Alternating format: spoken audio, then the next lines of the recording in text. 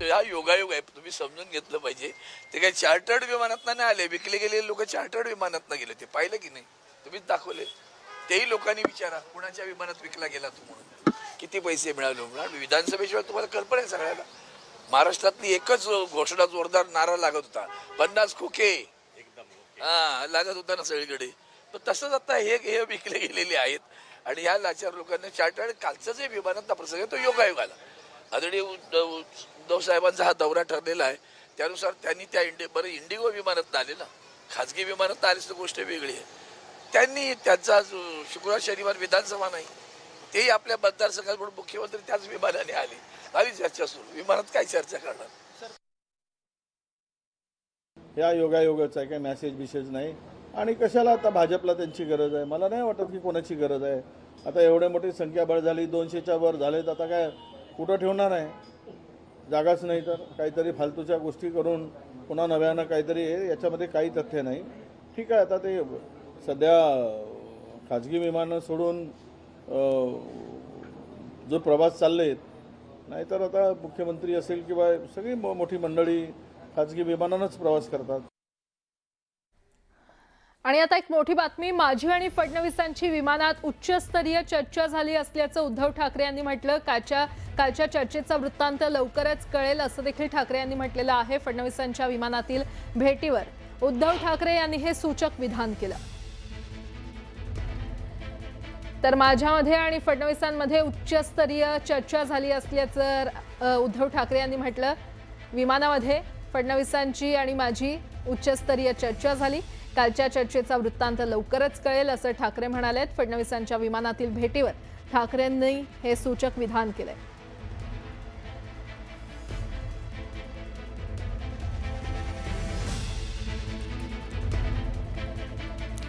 धाराशिवचे शिवसेना खासदार ओमराजे निंबाळकर आणि खासदार श्रीकांत शिंदे तिरुपती बालाजीच्या देवदर्शनाला गेलेले आहेत. नवस फेडण्यासाठी बालाजीला गेल्याची सूत्रांकडून माहिती मिळते. शिवसेना लोकसभा गटनेते खासदार श्रीकांत शिंदे आणि ओमराजे निंबाळकर हे केंद्रीय मंत्रिपदाच्या शर्यतीमध्ये असल्याची चर्चा आहे.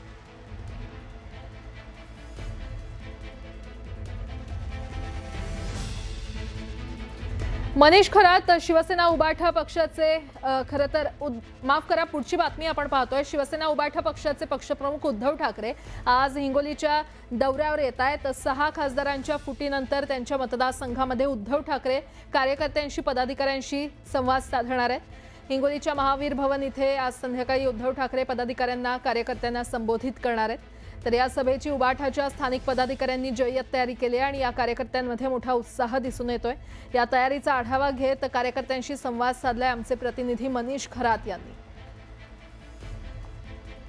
उबाठा शिवसेनेतील 6 खासदारांच्या फुटीनंतर पक्षाचे प्रमुख उद्धव ठाकरे आजपासून यवतमाळ, वाशिम, हिंगोली, धाराशिव आणि शिर्डीच्या दौऱ्यावर निघाले आहेत. या दौऱ्यामध्ये ते शिवसेनेच्या कार्यकर्त्यांना पदाधिकाऱ्यांना मार्गदर्शन करणार आहेत, संवाद साधणार आहेत. आपण जर पाहिलं तर हिंगोली शहरातील रामलीला मैदानावरती असणाऱ्या या महावीर भवनमध्ये हिंगोलीतील उबाठा शिवसेनेच्या पदाधिकाऱ्यांनी या सभेची जय्यत तयारी केली आहे. पावसाचे वातावरण पाहता बाहेर मोकळ्या मैदानात सभा न ठेवता या सभागृहामध्ये जे आहे ते सभेची व्यवस्था करण्यात आली आहे. पलीकडच्या बाजूला तिकडे देखील स्क्रीन आणि खुर्च्यांची व्यवस्था करण्यात आली आहे. आज सायंकाळी 4 वाजता जे आहे ते उद्धव ठाकरे हिंगोलीमध्ये येणार आहेत आणि खासदार नागेश पाटील आष्टीकर यांच्या फुटीनंतर ते हिंगोलीतील शिवसैनिकांना मार्गदर्शन करतील. इथं जे आहे ते उबाठा शिवसेनेचे जिल्हाप्रमुख पदाधिकारी यांनी या सभेची तयारी केली आहे आणि ते तर नेमकं शिवसैनिकांना काय बोलतील याकडे सर्वांचं लक्ष लागलं आहे. आपल्यासोबत शिवसेनेचे जिल्हाप्रमुख संदेश देशमुख आहेत. दादा, मला सांगा, या सगळ्या फुटीनंतर उद्धव ठाकरे येत आहेत, तुमच्या मनात काय भावना आहेत सध्या? आमच्या मनात एक उत्साह आहे. खरं तर गद्दार गेल्याच्या नंतर आदरणीय उद्धव साहेबांनी पहिलाच दौरा आमच्या हिंगोलीमध्ये आपल्या हिंगोलीमध्ये लावलेला आहे आणि निष्ठेची ताकद दाखवण्याची संधी आदरणीय उद्धव साहेबांनी आम्हाला दिल्याबद्दल प्रथमतः त्यांचे आज मी आभार मानतो.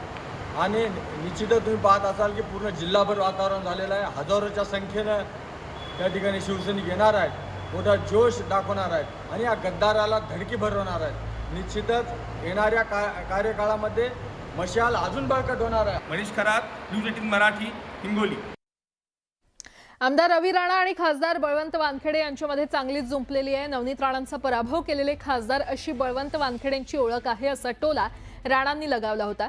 दरम्यान या टीकेला बळवंत वानखेडेंनी जोरदार प्रत्युत्तर दिले. नवनीत राणा नौटंकी करतात म्हणून त्यांना सगळे ओळखतात, मात्र त्यांना जनतेनं नकारलं, पराभव त्यांच्या जिवारी लागलाय असं प्रत्युत्तर वानखेडे यांनी दिले.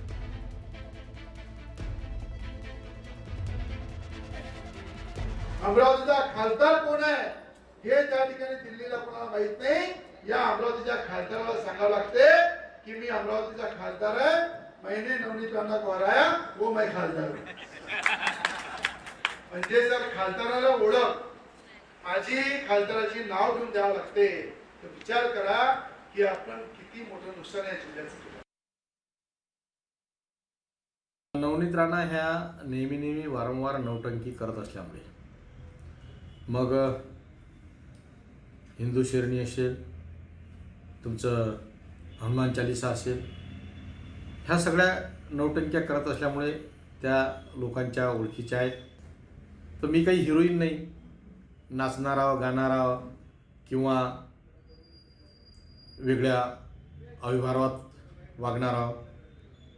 ओळख ही वागण्यातून तयार होते. मी तर हे म्हणतो की त्यांना 20 वर्षाच्या मुलापासून 80 वर्षाच्या म्हाताऱ्यापर्यंत ओळखतात. पण माझा सवाल तोही आहे की मी नौटंकी करत नाही, मी काही हिरोईन नाही, त्यामुळे माझी ओळख ही माझ्यापुरती माझ्यासाठी खूप मोठी आहे.